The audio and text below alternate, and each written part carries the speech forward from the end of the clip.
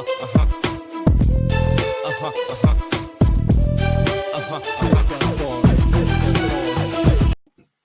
going on? What's going on? Welcome to World Kidney News. I'm your host, Steve Belcher. Thank you for joining me this evening. How's everyone doing? I hope you had a great Sunday.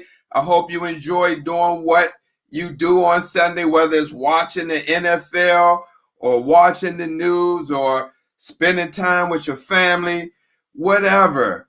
Welcome. So tonight we got a great show. But before I get to the show, did you see my videos earlier today? 7 dialysis clinics within a 3-mile radius. I mean, that's unbelievable. And a lot of people don't know what dialysis is. So if you didn't, go on my page and look at it. I went to 3 DaVitas, 3 Fresenius, and the U.S. Renal, all within 3 miles of each other. I kid you not. So tonight we have half the duel of 2 guys, 6 kidney that will premiere this Thursday on Urban Health Outreach Media. We have Jason Nunez. So we're going to bring him on. I'd like to thank our sponsor, Renal Kibo Biotech. So without further ado, let me give Jason the VIP intro.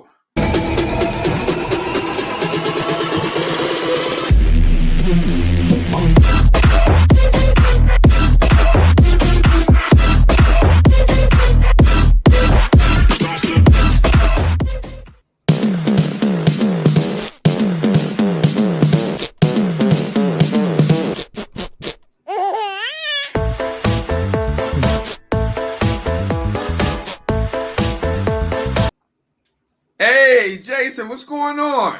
Steve, doing well. How are you, sir? Great. That's awesome, man. I mean, you was on our broadcast maybe several weeks ago, Yep. but you was on sharing your story. Now you're on for a different reason. That's correct. Correct. Yeah. So looking forward to it. Yeah. So you and your partner, Rich Thames, who's also a kidney warrior, and he was unable to be here tonight, decided to create a show maybe several months ago before COVID hit, and it kind of didn't materialize. And then we met, and you kind of brushed the dust off and decided that this was the time to do this show. Can you tell our audience what 2 guys and 6 kidneys is about, and then we'll play the broadcast from your partner, Rich. Sounds good. Yeah, that's all correct there, Steve. So Rich and I, we actually met on a Facebook group, right? So Facebook groups, they can be really good and they can give you some great tips, tricks. And so that's basically where we met. And we both of us realized, both of us live in San Antonio and we're both on peritoneal dialysis. It's like, wow, we should get to know each other. So we never really met in person, but we would exchange messages back and forth, semi-frequently. He has his family, I have mine. He's on dialysis at the time. I'm on dialysis as well. So he received his transplant, thanks be to God, in early January. I believe it was January 3rd, if I'm not mistaken. I received mine on January 16th. So really the way we met for the first time was at the transplant clinic when we went for our post-transplant follow-up appointments. I knew what he looked like. He knew what I looked like. He was already there. I walked in and we just kind of, we just like, hey, Rich, Jason, how's it going? No way. Nice to meet you. That kind of stuff. So we were on the same schedule. Every time he had an appointment, I had an appointment. So we got to meet. And so y'all didn't plan that? No, not at all. Not at all. So that's really how that happened. And from then, our chemistry just evident. There was chemistry between us. So I come from the world of podcasting, right? So I have my own podcast.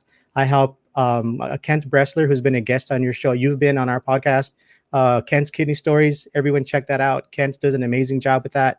A lot of good information in regards to the kidney community. But so I thought, I was like, man, Rich and I should start a podcast, and we could call it Two Guys, Six Kidneys, right? Because we're two guys, and between both of us, we have six kidneys now, right? So I kind of thought that was a clever way to kind of, put that title on there. And we talked about it. It was a good idea. I went over to his house. We exchanged some ideas, and then what happened in 2020? COVID hit, right? So we kind of had to make sure that our homes were good. He has kids, I have kids. All of a sudden, they're doing school from home, virtual learning. So that idea kind of got put on the back burner. We need to make sure our families were good. Everything was, getting done, and things are kind of settling down now. So when you and I talked, I'll find about a show. I was like, well, you know what? Maybe this is a good time to kind of bring this up. So you're on board. Rich is on board. I'm on board. So we're excited to get started this coming Thursday. That's going to be awesome. At what time? It's going to be, you're putting me on the spot now, man. Okay. So I made the graphic. I'm trying to picture the graphic that I made in my mind. It's 8:00 Central. Tell me if I'm wrong. No, it's 7 o'clock. 7 o'clock Central. Oh, sorry. We're getting this all messed up for the viewers. Sorry about that. Oh, that's all right. Do you have can you show a poster of it? Do you have one you can put up? I can. Just give me a second. I can pop it up here. What I have is the one I created initially. So just give me a second here. I can find that and just show everyone here. It is. All right. It's coming up right now. All right. Here it is. So let's do this here. All right. Here we go.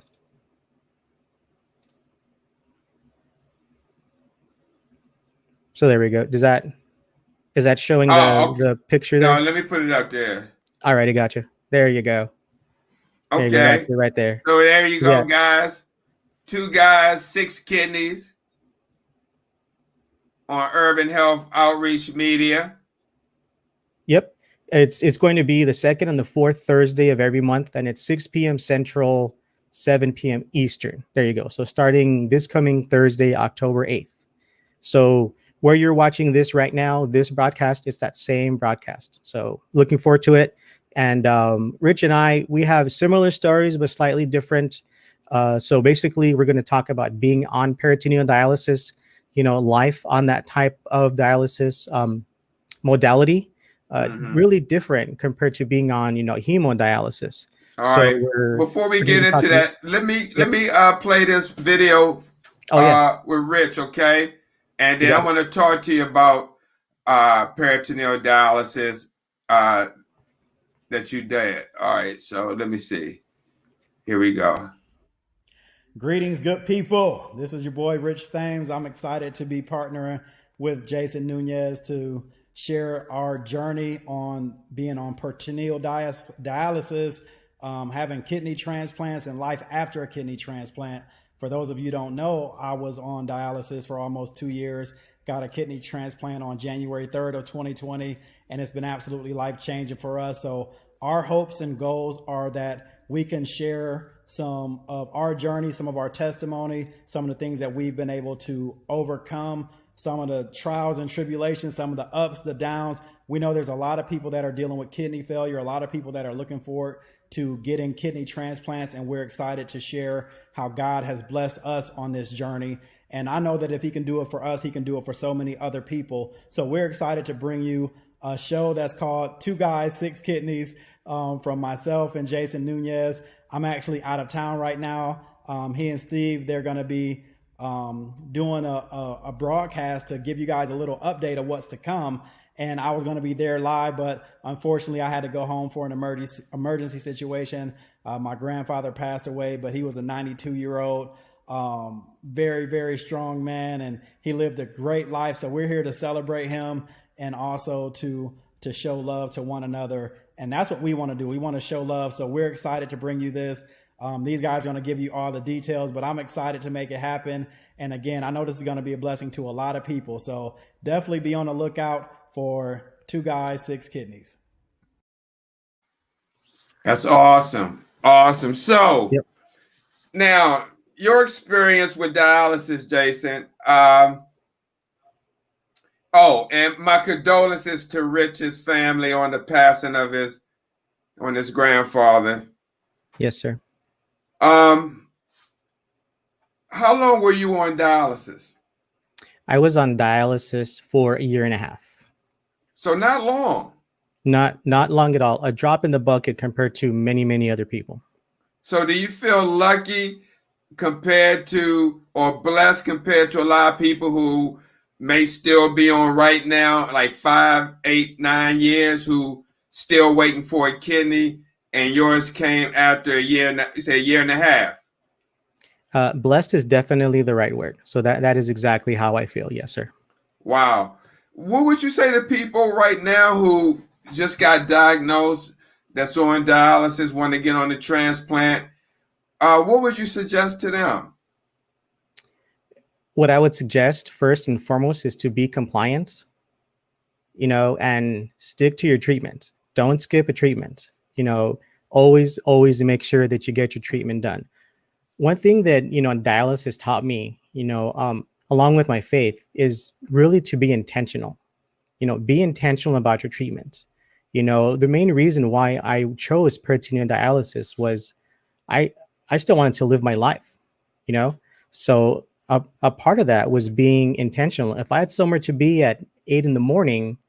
and I knew that my treatment was 9.5 hours long, my family, my wife, my 2 sons, we already knew that we had to do the math.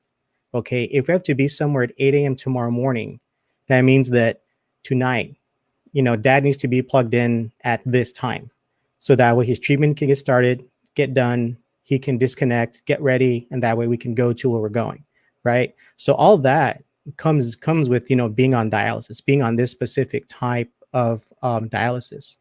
So being intentional is really a big part of it, and that would be the biggest message I can give to anyone starting on it. Wow. Be intentional when you're connecting. Follow the rules of your training. Make sure that door is closed. Make sure the fan's off. Make sure you're washing your hands properly. You have your fan on. If you have any pets, make sure they're not in the room when you're connecting. Everything that you're taught in training, follow that. Be intentional about those actions. That's going to go a long way for you. Let me ask you, have you ever stepped into a outpatient dialysis center and did outpatient hemodialysis? I've gotten to the point of, okay, so the center that I went to, the home dialysis and the in-center dialysis patients, we shared a waiting room. I never got to go past the doors into the dialysis center where, they were doing hemo. So I've never been in that part of the office where, there's all the chairs for all the folks that are in hemo. I've been in the waiting room. Reason why I asked you that, how did you find out about peritoneal? I mean, how did you, a lot of people, when they get hit that they got kidney failure, they're fast tracked into outpatient dialysis. How did you miss that to go straight to home dialysis? It was offered to me by my nephrologist. So once my kidney function dropped down to level, and he we had that talk about dialysis, he did send me to a place to get some education on it. That really didn't go well. It wasn't really until I had a conversation with a close friend of mine, Olga Chavira. I've known her my entire life. She was on peritoneal dialysis for 5 years, and she's had her kidney transplant, thanks be to God, for 10 years. So she's the one who really helped me understand that peritoneal dialysis was, the way to go. I really wasn't having dialysis at all. I wasn't at the point where I needed it, but once my doctor had the conversation with me and talked to me about it, and I had that first education, session with the person, my wife and I decided it was not going to happen. We're not going to do dialysis, and so my friend Olga really kind of helped us change our mind of the way, we thought about it overall. But PD was offered right off the bat from my doctor. Mm-hmm. Wow. So what, and I know we hear a lot of people who say they do home dialysis. It's the best thing that happened to them. A lot of flexibility, Right. able to do a lot of more things, travel, run your own schedule. But tell us some of the challenges that you experienced with peritoneal. Sure. Well, number one, logistics. My first supply delivery was over 60 boxes. So, having that huge truck lower down a pallet of boxes and have to cut through that saran wrap that keeps all those boxes in place, and have the guy use a dolly to bring up all these boxes up really, 3 flights of stairs to the third floor where my bedroom is, just to organize all these boxes right outside my bedroom door. That's Wow. it's a sight. It's really a sight. Once that first supply delivery is done, all the boxes are there lined up. The cycler's right next to your bed. It's a sight. So that alone is like all right, we can do this. We can do this. So that's a challenge right there. I would say every now and then, that cycler gets a mind of its own. It's just like technology. It's your best friend and it's your worst enemy. When it's working, man, things are great. When for some reason it stops working at 2 a.m, and the one thing you want to do is close your eyes and go to sleep, and it keeps beeping, and you need to fully wake up to understand what's going on to address the problem. And if it doesn't work, then call technical support at 2 a.m just to get it fixed, just to realize you need to start the process all over again. I mean, that means you need to get up, you need to get more boxes, you need to wash your hands again, you need to do all that stuff. You know what I mean? So, and Right. there's a lot of trash that comes with being on this type of dialysis. After a while, it just kind of becomes the norm. Initially, it's really, really daunting. It's like, this is a lot of trash I'm throwing away every day. The boxes that you have to break down, the tubing that you have to, wrap up and put in the trash and throw out literally every day. It can be daunting. But for me, peritoneal dialysis was definitely the route to go because of all of the other cons. Either way, there's going to be pros and cons. And for me, PD was definitely the way to go. Have you ever experienced peritonitis? Thanks be to God, no. That was nothing that I ever encountered myself. I firmly believe that comes with being intentional, washing my hands properly the way I was trained, made sure that I put those gentamicin drops every day to make sure that site was clean every time, and just make sure that I kept an eye on it as well. So thankfully that was never anything that I encountered. Wow, that's awesome. Yes, man, because a lot of people have had 1, 2 infections, even lost their catheter because of that. Right, and that's definitely a very big risk that you run with being on this type of dialysis. Is there's always that potential of getting peritonitis. If you get that infection, it could definitely go bad. And the what I was informed of is it could lead to you going onto hemodialysis, right? So since I chose peritoneal dialysis, that's what I wanted to stay on. So I made sure that I washed my hands. I made sure I put that, gentamicin drops every day. So that way I knew I was doing my part to make sure that I never went that route. I wanted to stay on PD until that transplant came. Now let's talk about that. For a lot of people who didn't watch our show with Jason, we had him on with his transplant with his donor. Yep. And what was your donor's name? I forgot his name. Oh, yeah. Scott Mullen. So yeah, Scott Mullen, yes. Now, let's just fast forward. How did that come about?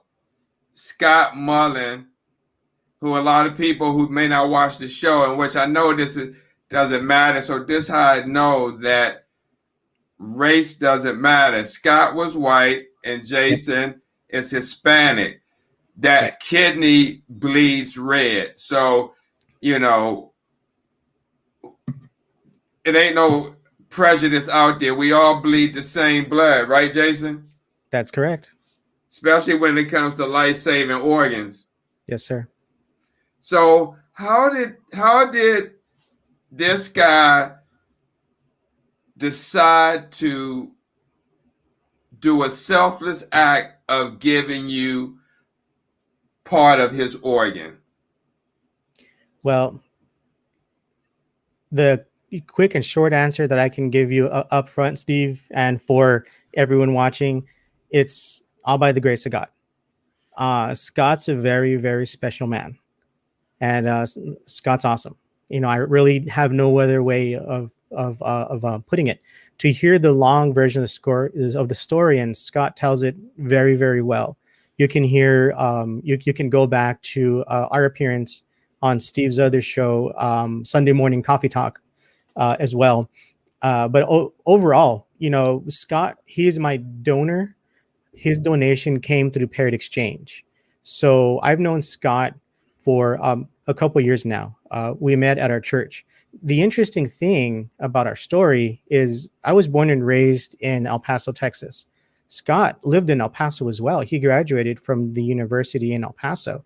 We didn't meet, though, until both of us were here in San Antonio. We happened to go to the same church. We were a part of the same ministries. And that's where we met, and that's where Scott learned about my need to receive a kidney transplant in my search for a life-saving donor. He showed some interest, but for me, I never knew he was asking me fact-finding questions if he could be a donor. He would ask me questions, he would send me emails and ask questions. I just always thought he was really curious about the process, not thinking, wow, this guy may be wanting to, donate. And it wasn't until it was a year ago, last August, when he revealed to me that he wanted to donate his kidney to me. I tried to be pretty reserved with my emotions until I opened the floodgates. And when that happens, I'm a crier. I'm going to admit to you, your viewers in the world, I'm not afraid to cry. It'll probably happen either tonight or the second and the fourth Thursday, at least once, twice, or three times. Who knows? But overall, Scott ended up being a match for me. As it turned out, right? He was a match for me. It turned out that he was a better match for another person who was in need. So thankfully, our transplant center, University Transplant Center here in San Antonio, Texas, they do participate in the Parrot Exchange program, which I knew was going to be my best chance at receiving a transplant. My blood type is O negative. Here in San Antonio with University, I was informed that the wait time was 5 to 7 years for a deceased donor. Wow. I knew one thing. I didn't want to be on dialysis for 5 to 7 years. Right. I hear you. So Scott agreed to, participate in the Parrot Exchange as well. Transplant Center found someone who was a match for me as well, a little bit closer to my age. So we participated in a chain of donations.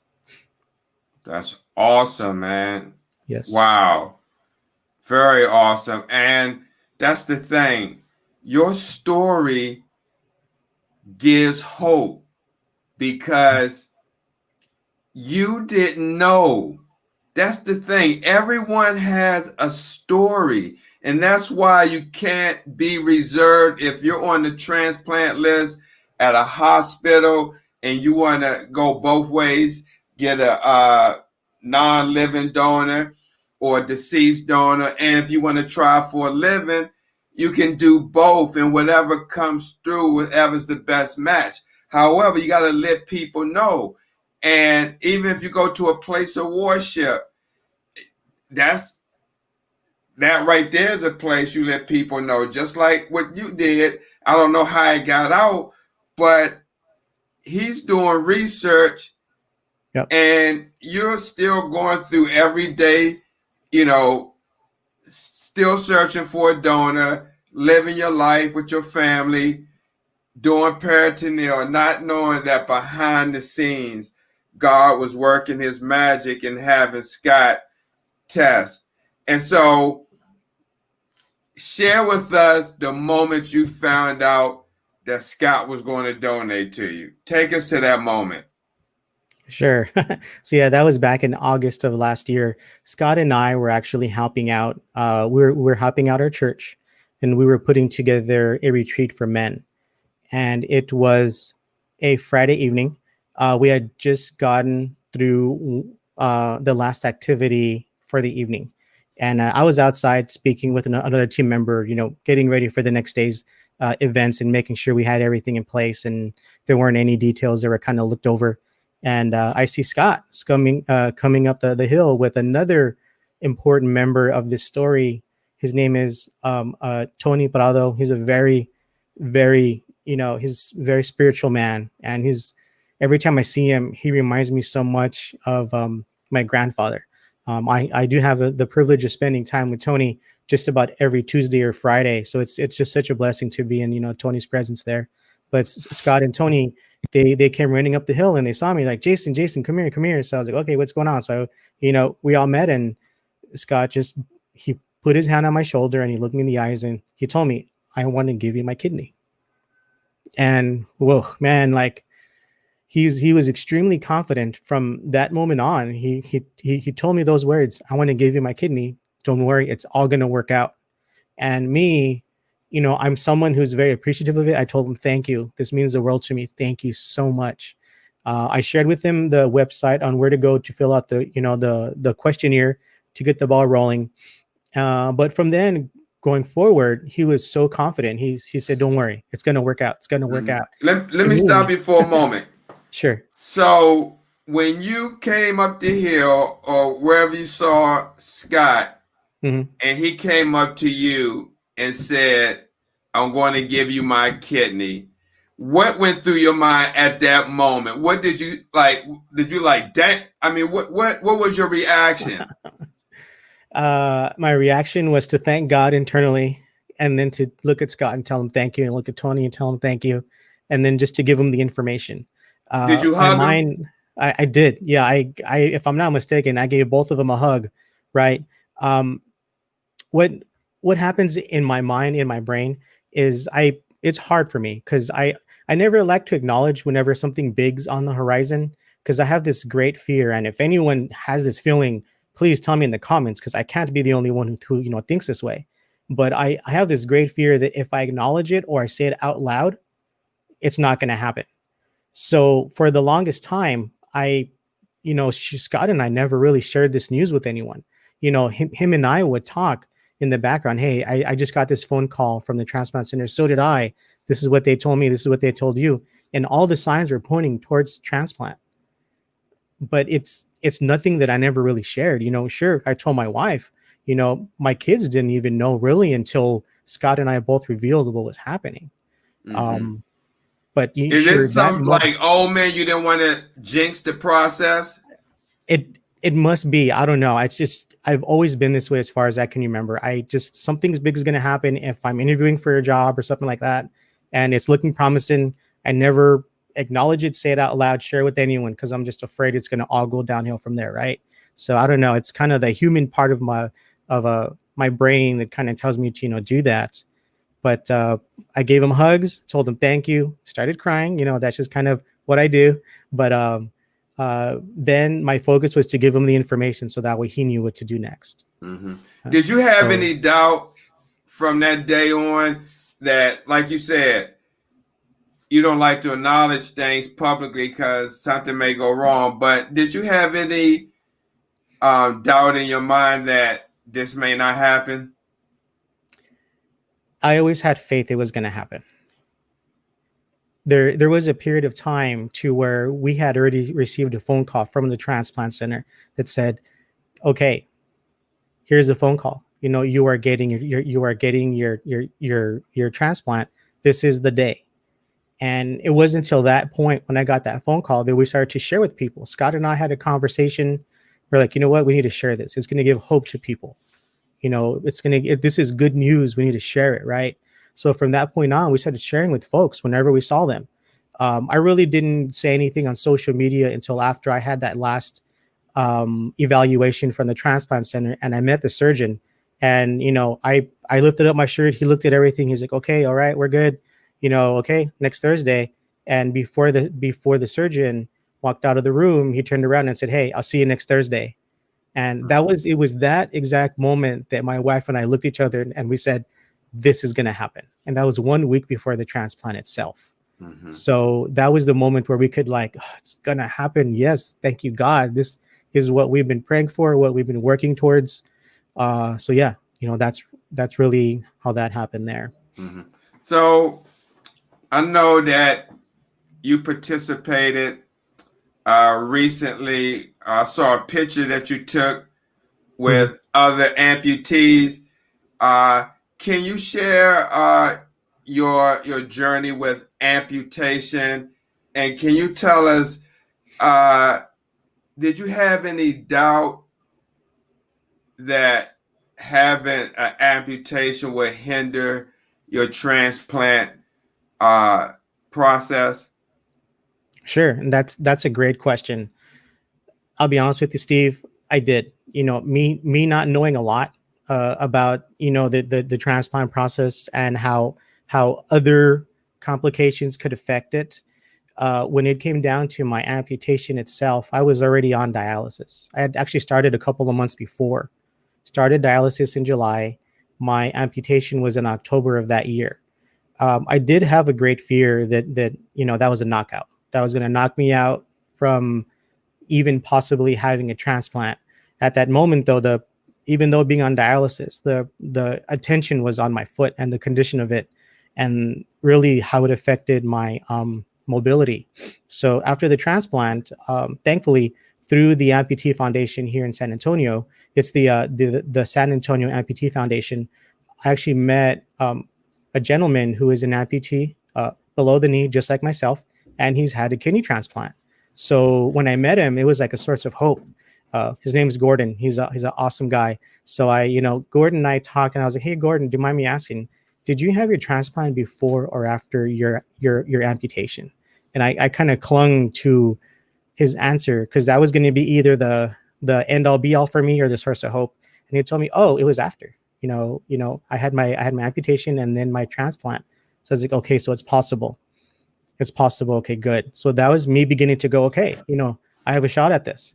What happened from there is I did inform University Transplant Center of my amputation. They did have to put my status on suspension or on hold as far as the donor list goes. I first had to recover from my amputation. That was a priority. So I put all of my attention and focus on that while I still did my dialysis treatment every day, while I still went for my monthly blood work and for my monthly follow-up with my nephrologist. So that happened no matter what. Once I healed from my amputation, once I was fitted for my first prosthetic, went through the physical therapy, got back on my feet, pun intended. I called the transplant center. I said, "Hey, I'm back on my feet. I'm up walking. I'm driving. I'm good to go. So what do I have to do to have this suspension status lifted off? That way I'm back as an active status." So like, okay, we need you to come back in. We need to check your circulation, make sure that the blood flow is good, to make sure that you can survive the transplant and that you're healthy enough for it again. So, all right, awesome. When can I come in? I'll come right now. So we set an appointment, of course, and I went in. I had the vials of blood that were drawn. I had a chest X-ray. I had, I believe, I had another CT scan, if I'm not mistaken. I could be lying about that, but it was a full day of a battery of tests. After some time passed, they called me and they said, "Okay, everything looks good. You're back into an active status." And then from there, the search was on for a living kidney donor. Man, wow. Yep. Wow. So what would you say to kidney warriors who may have an amputation and they're not on the transplant list? They may have hesitation to get on the list, but they qualify. What would you say to them? I would say to them to definitely pursue it. You're not gonna know for sure until you pursue it.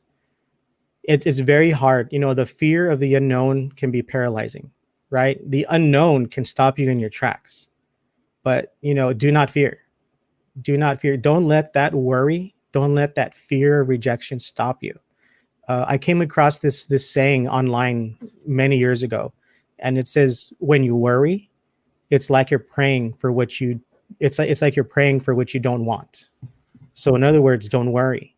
Um, I'm Catholic.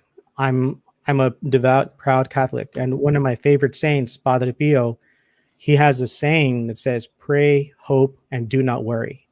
And for me, in times of uncertainty, I cling to that saying: pray, hope, and do not worry. And it really helps me press forward, helps me press forward and overcome that fear of the unknown. You know, call the transplant center, let them know the situation if they are unaware of it, and ask them what steps you need to take so that we can be on the list.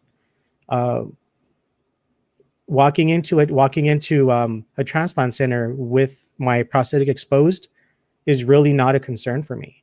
You know, it's I kind of use it as like a badge of honor. It's kind of like someone that, you know, has a really cool scar, you know, and they showed up, Mm-hmm. oh yeah, you know, I was in Nam and I got the scar or whatever, you know, something like that. You know, sure, I didn't Are lose you my too young foot. for Nam? Yeah, I get that. Um, I didn't lose my foot because of, you know, war or any Sure. kind of act of bravery, but the fact that I can walk, you know, with this tool, for me, it's almost like a sense of, you know, something that I'm proud of, because it didn't stop me from getting to this center. It didn't stop me from getting this transplant. No, I mean, you're absolutely right, because there's many that have an amputation and don't have a prosthetic, and they're confined to a wheelchair. Sure. And we know if a person is sitting for long periods of time and they're not able to get up and walk, you know, possibility one can get uh, something like bed sores on their Right. behind, um, because the lack of blood flow when you pressing down, when you sitting down. So when you got a person confined to a wheelchair all day, I mean, I'm sure that could be really tiresome, you know, just wanting to get up and walk. Oh yeah, definitely. I remember before I had a prosthetic, when I was struggling with the condition of my foot, I didn't have that mobility, you know. So, you know, I was sitting a lot. And it again goes back to being intentional. You know, what are you doing to prevent those sores? What are you doing to keep that blood moving around? Um, are you giving up, or are you doing some kind of physical therapy? You know, sometimes we feel like, oh well, I haven't gone to physical therapy. You know, if you have a smartphone, you know, chances are you can go on YouTube. There's sources on there where you can find physical therapy for amputees, physical therapy for people in wheelchairs to get the blood flowing. And that's one of the most important things that I felt from the transplant center. They specifically told me, we need to make sure that your circulation is good. So to me, you know, that sounds like it's a very important aspect of being eligible for um, a. If you find yourself confined to a wheelchair and in need of a transplant, you know, don't assume just because you're in a wheelchair that mean no one's going to want to help you. You know, do your part. Do your part to make sure that your circulation is good, that it improves. Mm-hmm. Now, how has your life changed since the transplant? My life has changed exponentially. That I can say. I'm definitely blessed beyond my worthiness. I have more time. I'm not confined to a machine for 9.5 hours. All in all, it was a 12-hour process for me to start the process, you know, from turning on my machine, turning on my cycler, having my son get, you know, the bags for my treatment out of the box, lay him on our bed, and for me to plug in, you know, start that initial drain, you know, start the fill, and then start that first dwell, and fall asleep, and then wake up, you know, once it's done, unconnect, shower, get ready for the day. That whole process for me took 12 hours, right? Since I'm an amputee, I just can't jump out of bed and go in the shower. So it was a really 12 hours for me to start my process, be ready for me to walk out the door. Um, Now it's not 12 hours anymore. You know, the space I'm in right now used to be filled with boxes. Now I use it to, you know, do what I do throughout the day, you know, and one of those things is, you know, creating content. So uh, time has definitely gotten freed up. My energy is definitely way up. I don't have that low energy feeling anymore, that brain fog, anything to that effect. and I can be more productive. I can be more productive, not only for others, helping produce podcasts, working on my own. I can help my kiddos with what they need to do, my wife around the house, uh, ministry at church, that kind of stuff there. So overall, I'm able to be more productive and able to give back more overall. That's awesome. Have you experienced any complication with transplant, like CMV virus, or any adverse reactions from the transplant medication? Yeah, so two things have come up. Thankfully, it's been nothing major. One was they did discover that I had fluid buildup around the surgical site. They did two ultrasounds, and they measured, the amount of fluid around there. The amount of fluid didn't change, and they said we're gonna leave it for now. We don't want to get too invasive with opening you up again or doing anything to drain it. And they said over time it'll start to go away. So that seems to be the case, because I honestly feeling around that site, it used to feel hard, and now there's give around there. I did receive a phone call back in June that I did test positive for CMV. The blood level count for that was 210, so it's very low. From what I was told, the threshold is over 200, so I was at 210. So I had to have two back-to-back negative results for CMV before I had to stop doing weekly blood draws. So from that phone call, for about the next 3 weeks, I had weekly blood draws. Shortly after, I was actually the next two. They were both under 200. And after that third blood draw, the transplant center called and said, "Okay, you're good. You're not positive anymore, so you can stop." So I never really felt effects of it. I looked it up so that way I could understand what I was up against, right, and what I could do to kind of help me dip down below 200. Since it was just above 200, they really didn't express a lot of concern for me.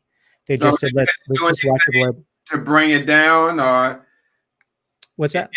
did you have to do anything to bring the numbers down? How do you treat that? Or And that's kind of the crazy thing. come back? Yeah, that's kind of the crazy thing. Since mine, it was at 210, just above.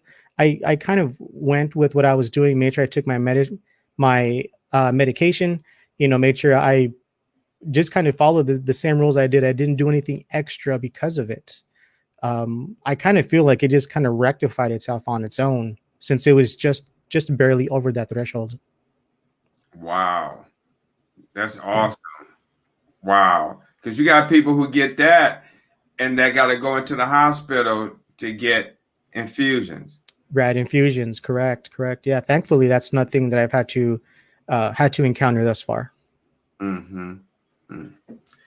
How grateful are you? I mean, man, you've been blessed beyond measures. I mean, do you hear that a lot? Do you take time out and thank God, like go somewhere by yourself and really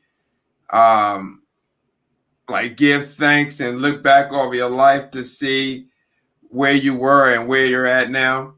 Do you have those type of moments? I do, and I'll be honest with you, Steve. Social media really helps me with that.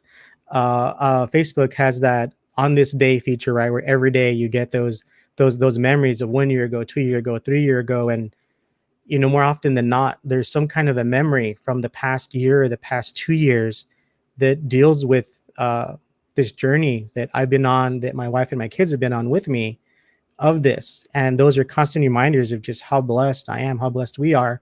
And definitely within everything that I do, I do it with the understanding of knowing that I have the energy to do it. And I'm so thankful for it.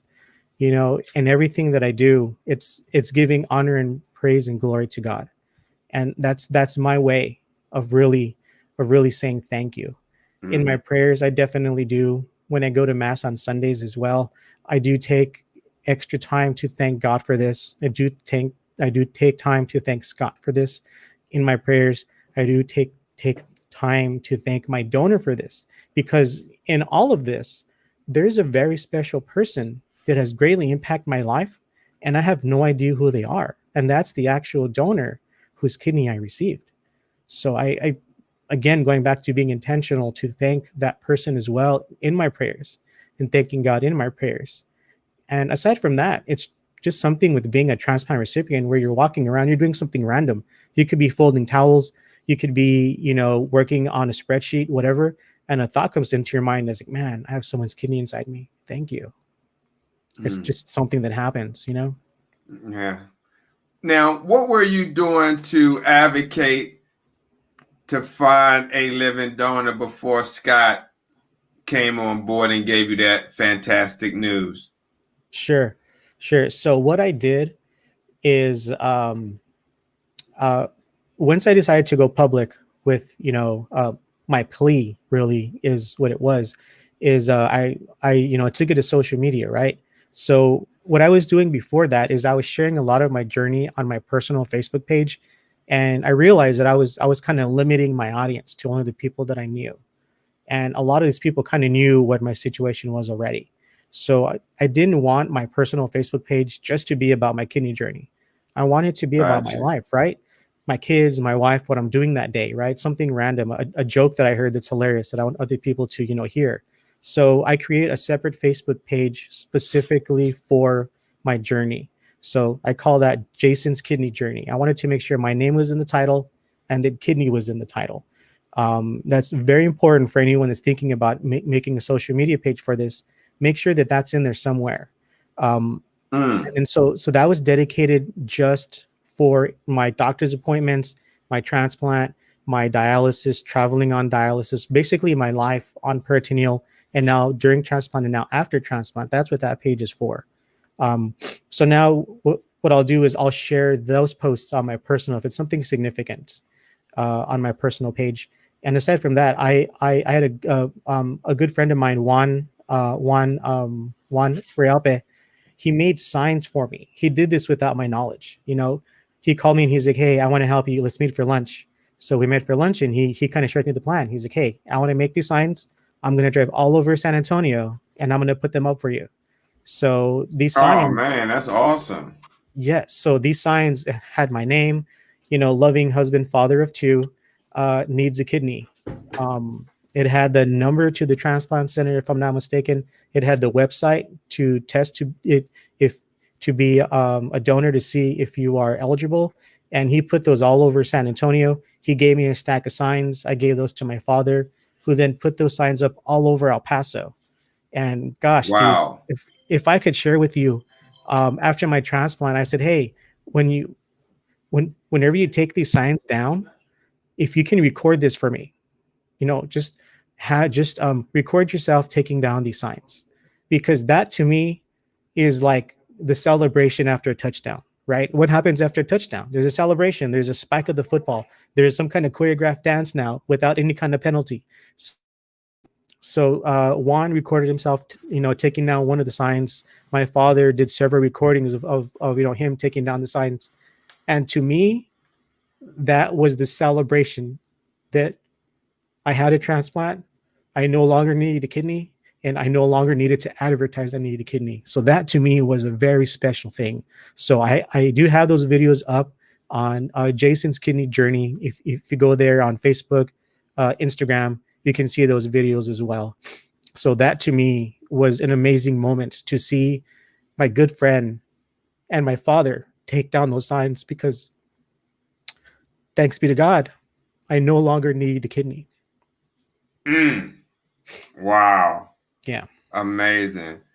Yes, Now, we're about coming down to the end of the show, but I just want you to talk briefly, share with the audience what Two Guys, Six Kidneys, what's going to be talked about the first episode. All right. So the first episode really is going to be about Rich and I sharing our stories. Compared to other shows, right? This really isn't like a interview type show where there's a host and they're interviewing a different guest every episode. It's really going to be a show with, Rich and I sharing our journey along the way. This is a show that's for peritoneal dialysis patients by peritoneal dialysis patients. So both Rich and I have been on PD We know what it's like to get that big supply delivery every month. We know what it's like to travel on PD. We know what it's like to be in the shoes that the viewers are in. We're also going to share what we did during our transplant journey to find a donor, to go through the transplant process, and also life after transplant. But that first show is really going to be us sharing our story, so that way viewers can get to know us. The path that I was on to get to dialysis is different than Rich. Our story is not the same. It's same but different, really. So I'm excited. I know Rich is excited, so we're just excited to get this going, share our story, get to know the listeners. We definitely want to be interactive and encourage folks to comment as well. So we're looking forward to getting started this Thursday. Do you think that peritoneal CAPD is not talked about much? I do. Honestly, the first time I heard dialysis, the picture I had in my brain was hemodialysis. When my nephrologist told me, no, there's peritoneal dialysis, the picture that I had in my brain was still hemodialysis. It wasn't until I spoke to my friend Olga and she took the time to explain to me, no, this is what it is. And this is what you can do while you're on it, that my level of understanding began to shift. So, whenever my friends heard I was on dialysis, one of their first, questions was, man, so then you go somewhere like 3-4 times a week? And I was like, no, I do this at home. You do this at home? What do you mean? And that was that door that was open for me to explain what peritoneal dialysis was. So I kind of have a feeling, because that conversation happened quite a bit. So I have a feeling that a lot of people's understanding of this is that dialysis is dialysis no matter what. You go into a center, you're there for 4 hours, and then you leave and you're tired for the rest of the day. It's different on peritoneal dialysis. Right. You still get tired, right? There's still effects. It's still a grind, just like hemodialysis is. Either way, it's a grind, and everyone that is on dialysis is definitely a kidney warrior, because that's really what it takes to go through this path on the way to transplants. But I had no idea what it was until a good friend that I've known my entire life took an evening out of her life, and her husband as well. And they both talked to my wife, myself, my parents, my brother, and my sister. So that way we all could understand what we had in front of us. Look, you must be special. You got Kent Bressler up. He normally speaks about this time. Ken's awesome. I love that guy. Oh, yeah. He's really shown me a lot. Anyone that's watching, I want to take time right now. If you are in need of a kidney transplant, go to kidneysolutions.org. Get a hold of Kent. He's very easy to get a hold of. If you want to, and you can't find his phone number, get a hold of me. Go back to this recording and, put a comment on there. So that way I can see it. I will connect you with Kent. I can share just a quick story. In the comments back some time ago. Here you go. There you go. Yeah. Good job, Jonathan. I can always count on you to put up that website there, kidneysolutions.org. Just a quick story about Kent. So I had a good friend of mine reach out to me and says, hey, I have someone that needs to get on a transplant list, but I don't know how to help him. So my friend connected me with him. His name is Joey Bartlett. I was texting Joey back and forth, and I said, okay, now I need you to talk to Kent. So I'm going to connect you to Kent. And so I handed Joey off to Kent, and now Joey has an appointment coming up to be evaluated to get on the transplant list where he lives, if I'm not mistaken, in Dallas. So Kent, he knows what he's doing. Anyone that needs any kind of help, he's really one of the guys that you want on your team. He's an amazing resource. And to kind of, coin a phrase that he's told me many times that what he does is he advocates for kidney patients, and he's going to do it until his last breath. His last breath is going to be advocating for kidney patients. And I believe him 100%. So that's the kind of guy that you want on your team right there. Oh, absolutely. Absolutely. Same here. I'm going to be doing this till they put, till they cremate me. But yeah, that's awesome. Great group of people that you're working with. Jonathan Traylor, Rich Thames, Kent Oh yeah. Bressler, Uncle Jim. I'm sure there's more, Oh yeah. but that's awesome. Hey, Sabrina, that's my buddy out in Georgia. Hey, Sabrina. Yeah. So yeah, I'm Let me really see. He excited. has now got several live donors. Oh, that's Yeah. awesome. So, one thing before we go, I just want to give a shout out to Jonathan Trailer, his new show, Hope with Jonathan. Yep. And you can catch that, I guess, on his Hope page.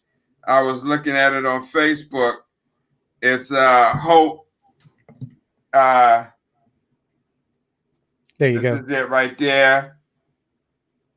And then there go his, let me pull up his videos.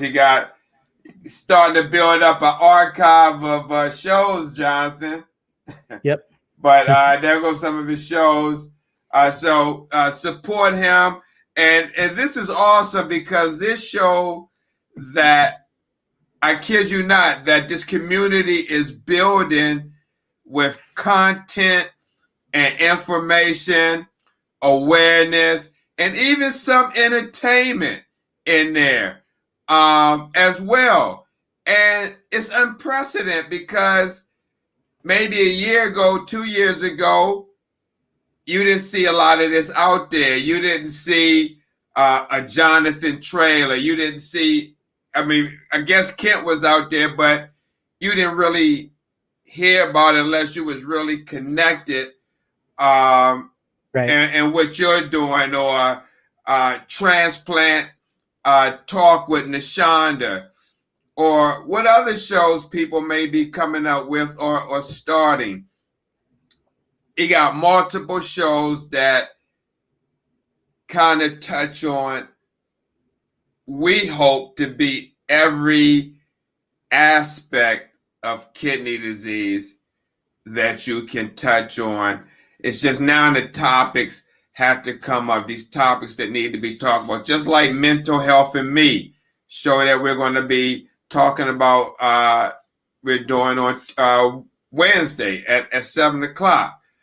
That's going to be something that people need to tune into, because mental health is something that's not talked about when you're dealing with not just kidney disease, but chronic diseases as well. Yes, sir. Yes, sir. And I'm excited for everyone to get to meet Rich. That guy is his positivity times infinity is really what it is. Rich is an amazing guy. So I can't wait for everyone to get to meet him starting this coming Thursday as well. Yeah, I'm looking forward to having Rich on and seeing you two guys go at it as far as giving your all into this show. So, man, thank you for coming on.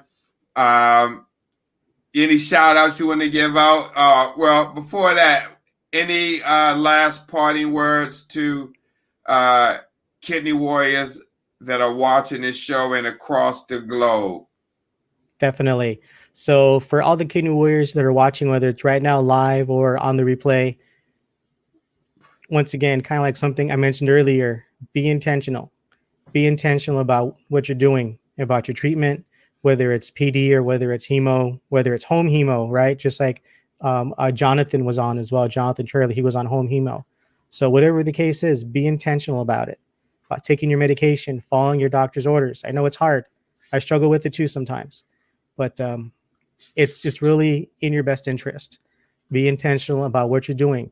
And if you can start to apply that to your everyday life and other aspects of your life as well, that's one thing that is my hope for you all as well. So know that we're in this journey with you together. All of us are in this together. So if there's any questions you all have, if you're on PD starting this coming Thursday, the second and fourth Thursday of every month, you can send us questions. Whatever the case is, we look forward to getting to meet more of the kidney community, and we look forward to you guys meeting Rich and I as well. Can't wait to get started, Steve.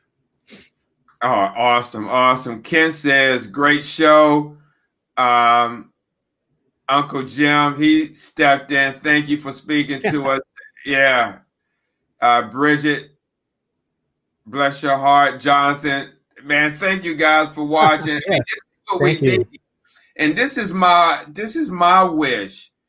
Um, I know I don't share a lot far as my inner thoughts, but my hope and wish for Urban Health Outreach Media Network is not only to produce and create shows that give hope, inspiration, education, awareness, all that to kidney warriors and other people that are dealing with chronic diseases.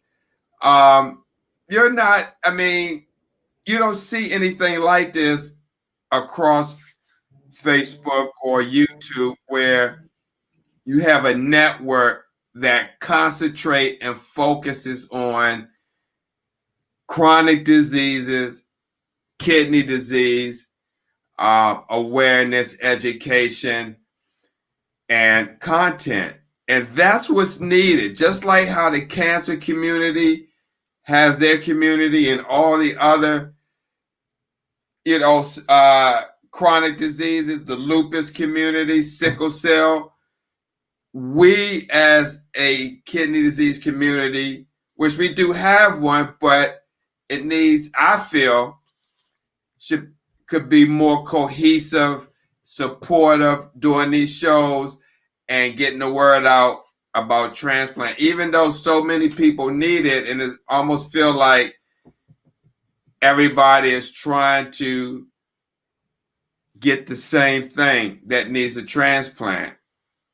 And so, more talk about this and dialogue hopefully would bring out more donors to see how big this problem really is. I agree. And if I can add just one more thing here, take care of yourself, everyone. Getting a transplant means you need to be healthy and well enough to, get to transplant and to recover. So you can have the will for transplant and you can have the want for transplant, but it's not until the transplant center draws that blood from you and analyzes it and, sees how you are. Take care of yourself. And if you recently received a transplant, or if you've had one 1 year out, 2 year out, whatever the case is, 3-4 months, continue to take care of yourself. It's very important. All of us who have received transplants, every story is so different and so unique and so special that we all want to share our story. But what we need to do is continue to take care of ourselves, so that way we can be well enough to tell our story and to continue to tell our story. So, that's kind of what I want to leave everyone with as well. Oh, that's awesome. That's awesome, Jason. So, man, this has been, it seemed like time flew by. That's how it works. Yeah, but definitely looking forward to producing your first show this Thursday, 7 p.m. Eastern Standard Time, 6 p.m. Central Standard Time, right here on Urban Health Outreach Media. 2 guys, 6 kidneys. Jason Nunez, half host, again, of 2 guys, 6 kidneys, that will be broadcast right here on Urban Health Outreach Media. Jason, thank you so much for coming on. Let Rich know we thank him as well for sending his message. And again, we look forward to seeing both of you this Thursday evening. Looking forward to it as well. All right, guys. Take care. All right. Take care, everyone. All right. Guys, this has been a great show. And let me tell you something. We got more shows coming. We got the kidney cookery coming up. We got 2 guys and 6 kidneys. Mental health and me. We got Lamonte Reed coming up with his own show.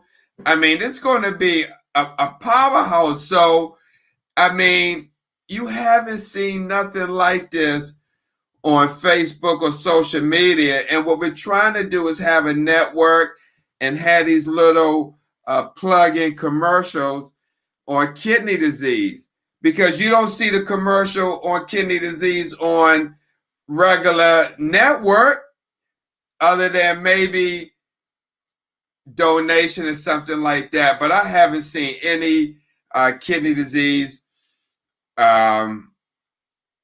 commercial or PSA on regular network. So we hope to have this network like that, where you could come on, tune into a show, watch whatever you want to watch. You have we're going to try to develop a TV guide. We're going to have so many shows that we're going to have a TV guide. And you can open that TV guide, right? And on Sunday, you can see what's playing on the Urban Health Network. On Monday, Tuesday, Wednesday, Thursday, Friday, Saturday, you'll be able to tune in and see what's on. Just like an HBO guide when you go to the hotel. That's how this is going to be. So with that being said, I want to thank everyone for tuning in. God bless you. I want to thank Jason Nunez, Rich Thames, 2 Guys, 6 Kidneys, coming on this Thursday, 7 p.m. Eastern Standard Time, 6 p.m. Central. Tune in, especially if you want CAPD or peritoneal. This is the show for you. You got your very own show. 2 Guys, 6 Kidneys. We see you then. Take care. God bless. Oh, tune in tomorrow night for Sisters Against Kidney Disease with host Audrey Bella Langston. That's going to be an awesome show. She's going to have on, I believe, a psychiatrist or a therapist. So tune in tomorrow at 8:30 Eastern Standard Time right here on Urban Health Outreach Media. And then Tuesday, you got Finding Your Will to Survive with Ronaldo Alexandra. I told you. Then we got Wednesday, Mental Health and Me, the new show with myself and licensed clinical social worker Sharday Cutler. Then Thursday, you got 2 Guys, 6 Kidneys. Then you got Urban Renal Talk with Tamika and Steve. Then you got, Friday, I'm not sure if it's the show, Uncle Jim, but we may have the beginning of the kidney cookery this Friday. So you got 7 days a week of shows lined up. All we need is you to be there. Thank you guys for watching. Have a great evening. God bless you. Stay blessed and encouraged. Peace. Do you know you could have kidney disease and not even know it? 9 out of 10 people who have stage 3 chronic kidney disease do not know it. The rate of kidney failure for African Americans is 3 times higher than among Caucasians. And one reason for this is that they are not aware when they have earlier stages of kidney disease. At a time, treatment could prevent the damage from progressing to the point when dialysis or kidney transplantation is necessary. In addition, due to high rates of diabetes, high blood pressure, and heart disease, Blacks and African Americans have an increased risk of developing kidney failure. African Americans need to be aware of these risk factors and visit their doctor or clinic regularly to check their blood sugar, blood pressure, urine protein, and kidney function. Be aware. Get tested. The life you save may be your own. For more information, contact urbankidneyalliance.org.